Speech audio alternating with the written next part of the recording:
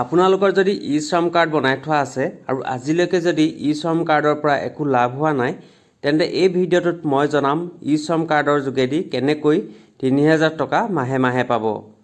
কেনেকৈ এই পইচাটো পাব আৰু কি ফৰ্ম জমা কৰিব লাগিব এই সকলোবোৰ এই ভিডিঅ'টোত ষ্টেপ বাই ষ্টেপ দেখুৱাম।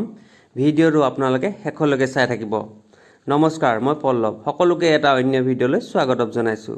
আজি ভিডিঅ'টোত ই শ্ৰম কাৰ্ডৰ ওপৰত লৈ আহিছোঁ। আহক তেন্তে ভিডিঅ'টো আৰম্ভ কৰোঁ। প্ৰথমে আপোনাৰ মোবাইলটো নহ'লে কম্পিউটাৰ ক্ৰোম ব্ৰাউজাৰটো অ'পেন কৰি ল'ব। অ'পেন কৰি ishram.gov.in টাইপ কৰি চাৰ্চ কৰি দিব। চাৰ্চ কৰাৰ পিছতে ই শ্ৰম কাৰ্ডৰ অফিচিয়েল ৱেবছাইটটো অ'পেন হৈ উঠিব। ইয়াত আপোনালোকে বহুতো অপশ্যন দেখিব। ৰাইট ছাইডে তিনিটা অপশ্যন দেখিব, ৰেজিষ্টাৰ অন ই শ্ৰম, ৰেজিষ্টাৰ অন মানধন আৰু ই শ্ৰম কাৰ্ড ইছ্যুড বুলি। তাৰে প্ৰথমে থকা অপশ্যনৰ অলৰেডি ৰেজিষ্টাৰ লগত থকা লগ ইন অপশ্যনটোত ক্লিক কৰি দিব। মনত ৰাখিব, এই প্ৰচেছটো কেৱল ই শ্ৰম কাৰ্ড বনাই থোৱাসকলৰ বাবেহে। যদি ই শ্ৰম কাৰ্ড বনাই থোৱা নাই তেন্তে এই যোজনাৰ কাৰণে এপ্লাই কৰিব নোৱাৰিব। আপডেট অপশ্যনত ক্লিক কৰাৰ পিছত এনেকুৱা এটা পেজ অ'পেন হ'ব। ক্লিক কৰাৰ পিছতে এণ্টাৰ মোবাইল নাম্বাৰ, তাত আপোনাৰ যিটো আধাৰ লিংক মোবাইল নাম্বাৰ সেইটো দি তলৰ কেপচা কোডটো ছেম টু ছেম টাইপ কৰি চেণ্ড OTP অপশ্যনটোত ক্লিক কৰি দিব। ইয়াৰ পিছতে আধাৰ লিংক মোবাইল নাম্বাৰত এটা OTP যাব আৰু সেই OTPটো ইয়াত ফিল আপ কৰিব লাগিব। ফিল আপ কৰাৰ পাছত OTP ফিল কৰাৰ পাছতে ছাবমিট অপশ্যনটোত ক্লিক কৰি দিব। ক্লিক কৰাৰ পাছতে ইয়াত আধাৰ নাম্বাৰটো এণ্টাৰ কৰি ল'ব। আধাৰ নাম্বাৰ এণ্টাৰ কৰাৰ পিছত তিনিটা অপশ্যন দেখিব। প্ৰথম ফিংগাৰপ্ৰিণ্ট, ছেকেণ্ড আইৰিছ, ৩ নম্বৰতে OTP। যদি ফিংগাৰপ্ৰিণ্ট ডিভাইচ নাই তেন্তে OTP অপশ্যনটোত চিলেক্ট কৰি ল'ব লাগিব আৰু এই কেপচা কোডটো same to same fill up কৰিব লাগিব আৰু ছাবমিট অপশ্যনত ক্লিক কৰি দিব। ক্লিক কৰাৰ পিছতে আধাৰ কাৰ্ড লিংক থকা মোবাইল নাম্বাৰটোত এটা OTP যাব। সেই OTPটো ইয়াত ফিল আপ কৰি ভেলিডেট থকা অপশ্যনটোত ক্লিক কৰি দিব। আকৌ ক্লিক কৰাৰ পিছতে আপোনাৰ পাৰ্চনেল ডাটা শ্ব' কৰিব। ইয়াত থকা বক্সটো দেখিছে নহয়, তাত ক্লিক নকৰিব। যদি বক্সটোত ক্লিক কৰি আপডেট অপশ্যনত ক্লিক কৰি দিয়ে তেন্তে আপোনাৰ ই শ্ৰম কাৰ্ডটো ডিলিট হৈ যাব। সেইকাৰণে এই বক্সটোত ক্লিক নকৰাকৈ আপডেট eKYC ইনফৰমেশ্যনত ক্লিক কৰি দিব। ক্লিক কৰাৰ পিছতে ওপৰতে প্ৰথম 4টা অপশ্যন দেখিব, home, update profile, download UN card, find eligible scheme আৰু লুকিং ফৰ এ জব। তাৰে আপোনাৰ 3 নম্বৰত থকা ডাউনলোড UN কাৰ্ড অপশ্যনটোত ক্লিক কৰিব লাগিব। ক্লিক কৰাৰ লগে লগে আপোনাৰ ই শ্ৰম কাৰ্ডটো শ্ব' কৰিব আৰু এই কাৰ্ডটো ডাউনলোড কৰিব বিচাৰিলে ডাউনলোড কৰিব পাৰিব। ওপৰতে ডাউনলোড UN বুলি অপশ্যন এটা আছে, তাত ক্লিক কৰিলে আপুনি ই শ্ৰম কাৰ্ডটো ডাউনলোড হৈ যাব। এই পেজটোত ছাইডৰ কেইবাটাও অপশ্যন দেখিবলৈ পাব। তাৰে লাষ্টৰ যিটো এনৰোল ফৰ পেঞ্চন অপশ্যন, তাত ক্লিক কৰি নেক্সট এনৰোল ফৰ পেঞ্চনৰ ক্লিক হিয়াৰ অপশ্যনটোত ক্লিক কৰি দিব লাগিব। ইয়াৰ পিছতে 3টা অপশ্যন দেখিব, self enrolment, second CSC VLE, 3 নম্বৰতে এডমিন লগ ইন। তাৰে প্ৰথমে থকা ছেল্ফ এনৰলমেণ্ট অপশ্যনটোত ক্লিক কৰিব। আপোনালোকৰ বহুতো হয়তো CSC ID নাথাকিব পাৰে, সেইকাৰণে ছেল্ফ এনৰলমেণ্ট অপশ্যনটোত ক্লিক কৰিব। ক্লিক কৰাৰ লগে লগে ইয়াত মোবাইল নাম্বাৰটো এণ্টাৰ কৰি দিব আৰু লগতে প্ৰচিড অপশ্যনটোত ক্লিক কৰি দিব। ক্লিক কৰাৰ পিছতে আপোনাৰ মোবাইল নাম্বাৰত আকৌ এটা OTP যাব। সেই OTPটো এণ্টাৰ কৰি প্ৰচিডত ক্লিক কৰি দিব। প্ৰচিড কৰাৰ লগে লগে এটা নতুন ডেছবৰ্ড পেজ অ'পেন হৈ যাব। ইয়াত লেফ্ট ছাইডে থকা ছাৰ্ভিচ অপশ্যনটোত ক্লিক কৰিব লাগিব আৰু ক্লিক কৰাৰ পিছতে বহুতো ছাৰ্ভিচ দেখিবলৈ পাব। প্ৰথমে থকা এনৰলমেণ্ট অপশ্যনত ক্লিক কৰিব। ক্লিক কৰাৰ পিছতে আকৌ 3টা অপশ্যন দেখিব। তাৰে প্ৰথমে থকা প্ৰধানমন্ত্ৰী শ্ৰম যোগী মানধন যোজনাত ক্লিক কৰি দিব। ক্লিক কৰাৰ পিছতে ইয়াত আপোনালোকৰ ই শ্ৰম কাৰ্ডৰ নাম্বাৰ টাইপ হৈ থাকিব আৰু ইয়াত ডেট অফ বাৰ্থটো ফিল আপ কৰিব লাগিব।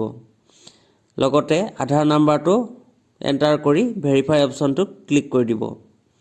ক্লিক কৰাৰ লগে লগে ই শ্ৰম কাৰ্ডত লিংক থকা মোবাইল নাম্বাৰটোত এটা OTP যাব আৰু ইয়াত আকৌ OTPটো এণ্টাৰ কৰি প্ৰচিডত ক্লিক কৰি দিয়ক। ক্লিক কৰাৰ পিছতে ই শ্ৰম UN ভেৰিফাইড OK বুলি থকা অপশ্যনটোত ক্লিক কৰি দিয়ক। এতিয়া ই শ্ৰম কাৰ্ডত নামটো ইয়াত শ্ব' কৰিব, লগতে ই শ্ৰম কাৰ্ডৰ লগত থকা ইমেইল IDটো অট'মেটিক ওলাই পৰিব। নেক্সট ইয়াত আপোনালোকৰ মোবাইল নাম্বাৰটো ভেৰিফাই কৰিব লাগিব। ভেৰিফাই অপশ্যনটোত ক্লিক কৰাৰ লগে লগে আপোনাৰ মোবাইল নাম্বাৰত আকৌ এটা OTP যাব। সেই OTPটো আকৌ ফিল আপ কৰি প্ৰচিডত ক্লিক কৰি দিয়ক। ক্লিক কৰাৰ লগে লগে আপোনাৰ মোবাইল নাম্বাৰ ছাকচেছফুলি ভেৰিফাই হৈ যাব আৰু জেণ্ডাৰটো অট'মেটিক ফিল আপ হৈ আহিব। ইয়াৰ তললৈ আহিলে চিলেক্ট ষ্টেটত ক্লিক কৰি ল'ব, কৰি নিজৰ ষ্টেটখন চিলেক্ট কৰিব, নহ'লেও অট'মেটিক আহিবও পাৰে। যদি অট'মেটিক আহে ভালেই, নহ'লে আপোনাৰ ষ্টেটখন চিলেক্ট কৰি ল'ব। লগতে ডিষ্ট্ৰিক্টখনো চিলেক্ট হৈ আহিব। তাৰ তললৈ নিজৰ এৰিয়া পিনক'ডটো এণ্টাৰ কৰিব। তাৰ পাছতে ওলাব do you belong north eastern region বুলি। তাত যদি য়েছ হয় নহ'লেও ন' হয়, যিটো হয় আপুনি চিলেক্ট কৰি ল'ব। নেক্সট তললৈ আহিলে অকুপেশ্যনটো চিলেক্ট কৰিব। যিটো আপোনাৰ নিজৰ অকুপেশ্যন হয় এইটো ইয়াত ফিল আপ কৰি দিব বা চিলেক্ট কৰি দিব। Next beneficiary of NPS, ECIS, EPFO select কৰিব আহিব। যদি NPS, ECIS, EPFO আছে তেন্তে য়েছ দিব, নহ'লে ন' চিলেক্ট কৰিব। নেক্সট আপুনি যদি টেক্স পেয়াৰ হয় তেন্তে য়েছ দিব, নহ'লে আকৌ ন' দিব। ইয়াৰ পিছতে কনচেণ্টৰ বক্সত ক্লিক কৰি ছাবমিট অপশ্যনটোত ক্লিক কৰিব। ক্লিক কৰাৰ পিছতে application information is successfully register বুলি আহিব। তাত থকা অপশ্যনৰ অ'কেটোত ক্লিক কৰি দিব। অ'কেত ক্লিক কৰাৰ পিছতে আপোনাৰ বেছিক ডিটেইলছখিনি ওলাই পৰিব। নেক্সট তলত থকা অথেণ্টিকেশ্যনত আকৌ ক্লিক কৰিব লাগিব। ইয়াত থকা OTP অপশ্যনটোত ক্লিক কৰিব। বায়ো অথেণ্টিকেশ্যন অপশ্যনত ক্লিক কৰি দিব। অথেণ্টিকেশ্যন অপশ্যনত ক্লিক কৰাৰ পাছতে তিনিটা অপশ্যন ল'ব। তাৰে OTP অপশ্যনটোত ক্লিক কৰি জেনেৰেট OTP কৰিলে আধাৰ লিংক মোবাইল নাম্বাৰটোত এটা OTP যাব। এই OTPটো আকৌ ফিল আপ কৰি ছাবমিট অপশ্যনত ক্লিক কৰি দিব। ছাবমিট অপশ্যনত ক্লিক কৰাৰ পিছতে নেক্সট বেংকৰ ডিটেইলছ ভৰাব, IFSC কোড ভৰাব, ছেভিংছ একাউণ্ট নাম্বাৰ ভৰাব আৰু লগতে নমিনি ডিটেইলছখিনি ভৰাই দিব।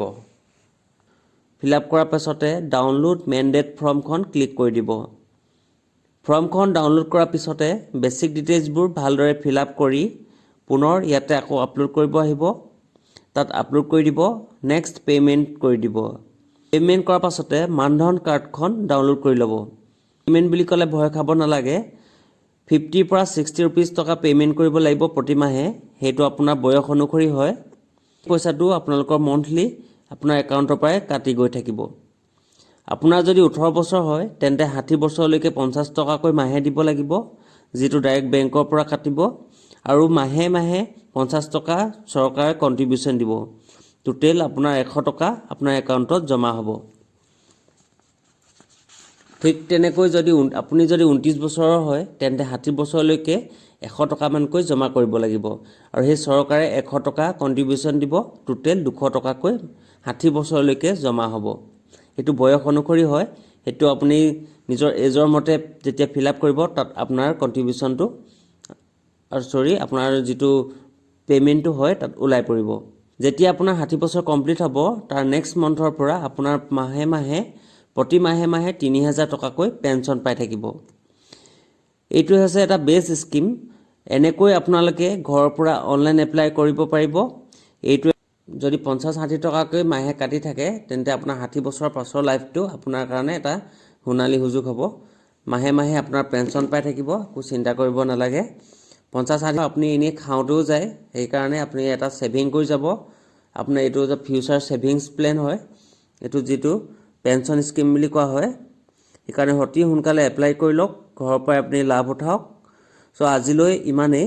নেক্সট এটা নতুন ভিডিঅ'ত আকৌ লগ পাম। যদি ভিডিঅ'টো ভাল লাগিলে তেন্তে লাইক শ্বেয়াৰ কৰিবলৈ নাপাহৰিব আৰু লগতে চেনেলটো ছাবস্ক্ৰাইব কৰিবলৈ নাপাহৰিব।